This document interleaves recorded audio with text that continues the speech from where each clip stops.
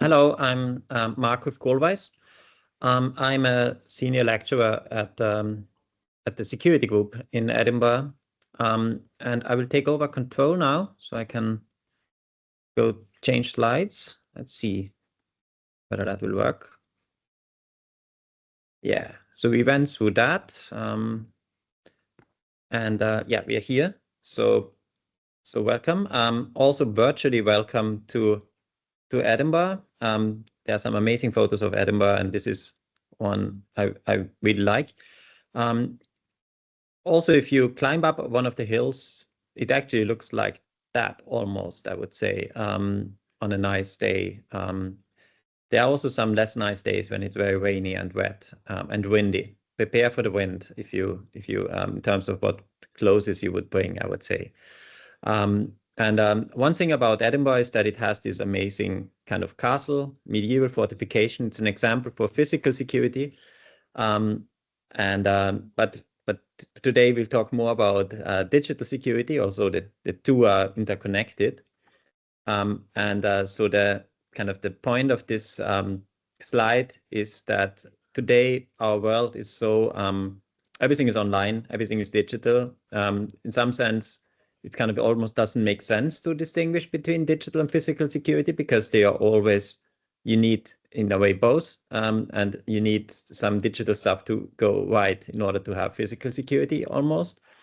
But in terms of criminals, they also know this, and so often the easiest way to make a lot of money is through digital means. So the bank teller tells, well, we don't actually have that much physical money that you can carry away. You really have to do something digital if you want to have a lot of money. And also in lots of shops, you cannot pay even with cash anymore, which I find problematic. And maybe I will say a little bit why. I think it's an important message in a sense that not having any physical money anymore creates a huge privacy problem, and to some extent even a trust problem, because the shop and the government and whoever is kind of controlled, the companies like Visa who are controlling these digital payment systems, they can also turn it off. I mean, of course, they don't want to because they're making lots of money providing that service.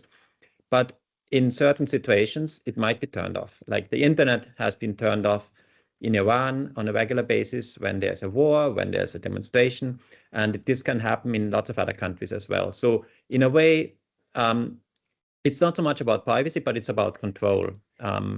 So I think that's an important point. And our program is called Cybersecurity, Privacy, and Trust. So I think this simple example already kind of encaptures all of those aspects. Yeah, so let's see. Can I go to the next slide? Yeah, should I go? You see full screen, right? I can see the slides, but for you it is full screen, I hope. Yeah. What can I say? It's a big business, as well as an important kind of societal issue. This kind of demonstrates this in terms of numbers. These numbers are made by consulting houses, so they may exaggerate it, but it's also very hard to estimate. And I believe that the numbers are high, whether it's in the tens of trillions or just trillions, I cannot really tell. But that's the numbers that you can get by the people that want to emphasize that this is a big problem. And of course, it always is competing with other things that have high numbers, like the military budget of companies, of countries. Also, you might see companies having military as well, because they are getting bigger than countries in many ways. Or the budget of AI, which arguably is inflating kind of economies. So they are big numbers, but they're also connected. You need security in AI, you need security in the military system as well, unfortunately. So there are important statements here. They are kind of from last year. I used the same slides, but I don't expect these things to really change. GCHQ is maybe an important 4-letter acronym. This is the government communication headquarter in the UK. It's basically the intelligence agency of the UK. And they say that cyber attacks are as serious as terrorism. Probably it's also the same slide that we had about banking. It also applies to terrorism. So if you want to be a successful terrorist, maybe you have to do cyber terrorism and not physical terrorism. Yeah, I think there's a bit where the numbers are coming from. It's both with respect to the damage caused and the money spent to protect against that. The damage is higher than what is spent on protecting, which shows you that there is room for improvement. Yeah, I think, and also there is a lot of stuff being automated. So there's like AI being used both for doing attacks and protecting against attacks, but there's still a human element in this. And so the vision for the MSc is to provide you with the training to become the security experts of the future to help us solve those problems. We're aiming for maybe 5 to 10 years. So it's not really just short-term thinking, not just getting a job next year, but also being ready for the long term. Also, the future is very hard to predict. There's nothing that's as hard to predict as the future. But in a way, by doing research on what the technologies of the future might be and what might be needed, we kind of making also our educational approach as future-proof as possible. So yeah, this is kind of this slide. This is a somewhat warped picture of the informatics forum, which is an amazing picture. So it is a little bit surreal and beautiful. It's quite a big building with computer scientists from all different areas. Not everyone working on cybersecurity, privacy, or trust. Lots of a big focus is on AI. Another big focus is on quantum computing, and both of like all of those three areas, I think, really interrelate and support each other. Yeah, and I think that the goal for the master should be that our research improves your experience and your learning. I don't think it comes necessarily always for free. We need to you need to actively come and show interest in research as well. And but that's very much encouraged. So for instance, this year we started a reading group on blockchain technology, and many of our master students also joined that reading group, which is quite challenging because quite an open discussion and open-ended, the latest things happening in blockchain and decentralized finance and so on. But I think it's also about learning to discuss and learning what is currently going on in the world, and not just studying material. Also, that is also necessary. So here are some pictures of us.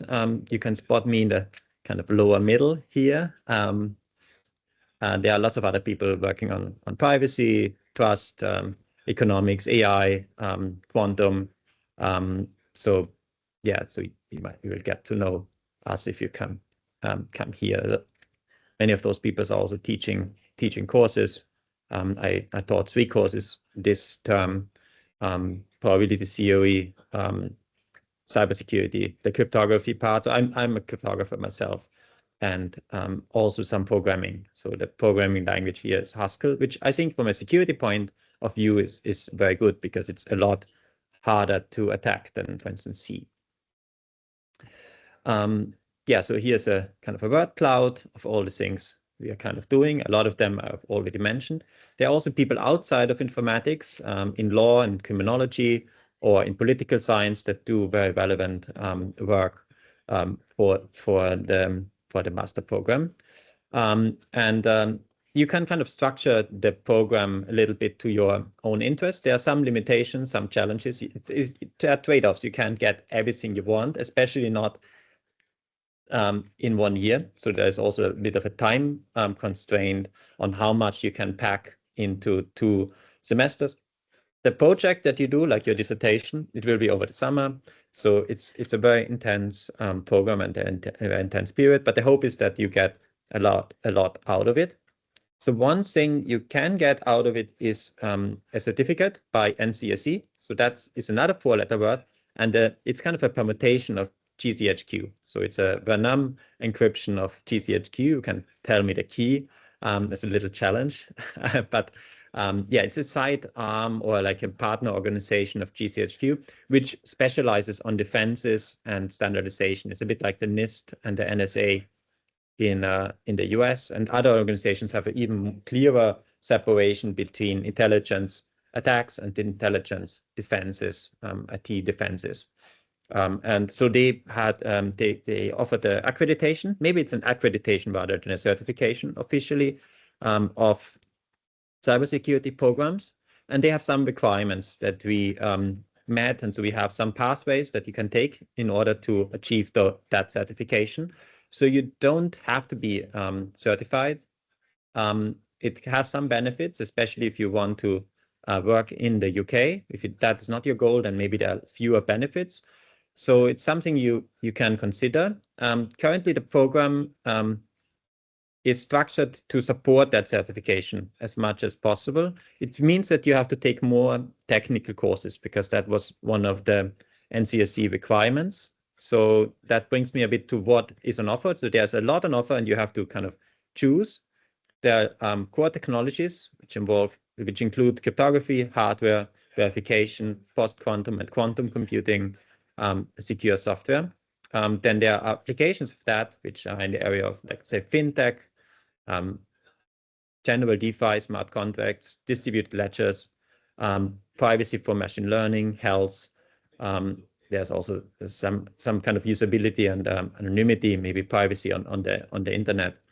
And then there are more social policy aspects like governance and I think crime and surveillance. I think they fall into that area. So how can you choose from that? There's a system called DPT, I think, or DRPS, where the program of the master is described, and it also shows what is obligatory and what is optional. I think this has changed since I created that slide, and I think it might also change again until you make your choices. The high-level structure is that you kind of take from these three areas. It's courses, like the technical ones, the more application ones, and the more kind of policy-related ones. But it's structured a bit differently. So there are the compulsory courses, which include your dissertation. Then there are technical security courses, which are where you have to take some amount of them. And I think it's a bit more at the moment. I think you have to take 60 out of 80, which is what you need for the NCSC certification. And so there are fewer optional courses that you can take from the social kind of aspects and society-oriented aspects. And you also, or other technical courses in the school, like, for example, on AI or on quantum computing. So the amount of optional here is what is the most in flux. And it depends on your choices. So if you want the NCSC accreditation, you have less choice, basically. If you say, I'm okay with not having that, then you can basically ask for exceptions and do the things that you find more interesting. So, and how exactly to structure that, I think it's an ongoing discussion, and we're also very welcome to get your input. I think we restricted the choice because there's this paradox of choice, that the more choice you have, the harder and more painful it is to make the choice. And also, to some extent, the decisions don't necessarily get better because you need more information. And so it can be quite paralyzing to have too much choice. But in a way, if you know what you want already, then also ask for it. That's kind of my message. Yeah. Good. So next, I wanted to talk a bit about how you finish the master once you started it. So that is through writing a dissertation, doing a project. And so that already starts quite early because you're doing what's called an informatics project proposal, where you learn about how to kind of write a project proposal. And then this will be, you do a literature review as well, I think, as part of that. And then that turns into your project. There are lots of different directions that you can take. So here's a list of them. So some of them are related to machine learning or cryptography. Others can be related to blockchain or decentralized finance. There is also some more data analytics or usability related projects. So there's really quite a lot of different variety. I want to go into two examples in more detail. This is one that I did. I think it was a few years ago with industrial partners from British Telecom. So the goal there was to do like a transparent cloud storage encryption. So it used Amazon S3, the storage system, and a proxy server that automatically kind of receives storage instructions from the client and then encrypts it using a key that it holds in its key storage, and then transparently encrypts and decrypts it before it is being sent to the cloud. And it used like a standardized proxy mechanisms, and so I think the industry partners were quite happy about that outcome. This example is more on the privacy side, so it was more like a web scanning and understanding browser technology, how kind of ad networks install tracking cookies in your browser, and how different kind of ad blockers prevent this kind of tracking and tracing of user behavior online. Yeah, so the aspect here was maybe more on data gathering and analyzing it and presenting it in the thesis. So a third example is more cryptographic. So this is an example with kind of private, with smart contracts. Maybe there's some privacy aspects here as well, where the smart contracts are on chain, like say in the Ethereum network, and they can receive proofs. They can make automated financial decisions, paying someone some money, or they may have some amount of money locked up, or like tokens locked up. And so the one issue with smart contract is that it's hard for them to make decisions based on real world events. So these decentralized oracles, they are somehow their way of seeing into the real world, or seeing into the Web 2 world.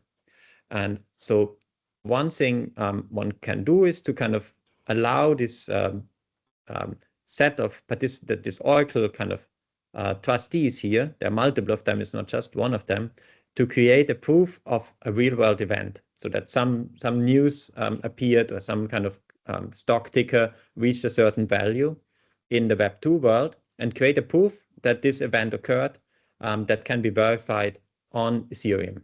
And in this way, then the smart contract could then make a decision of that, pay out some money, or there are lots of different things that could be done in this way. Some of them are quite scary. So for instance, if someone had an accident and that accident is reported in the news, then this could be reported to the smart contract, and then some criminal could kind of reward the person that was involved in that accident, or something like that. So it's quite a scary thing as well. So one has to operate both on the attack and the defense side, and yeah, it can be used for good and bad. I think a lot of the stuff in the modern world has this feature, and so I think even kind of ethics is also important.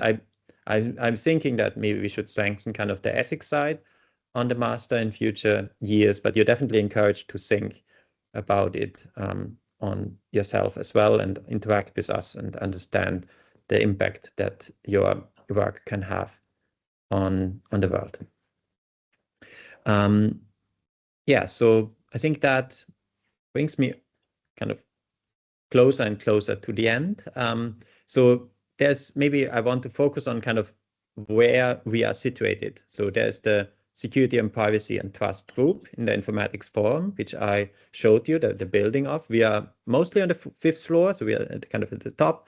Also on the 4th floor, there are also other people that do privacy and security related work all over the building. So kind of exploring that is very useful. You might only enter that building for real once you do your dissertation. Before that, there's a big building next to it called Appleton Tower, where most of the teaching happens, and also various lecture theaters around the city, mostly in the center, but it could also be on other campi.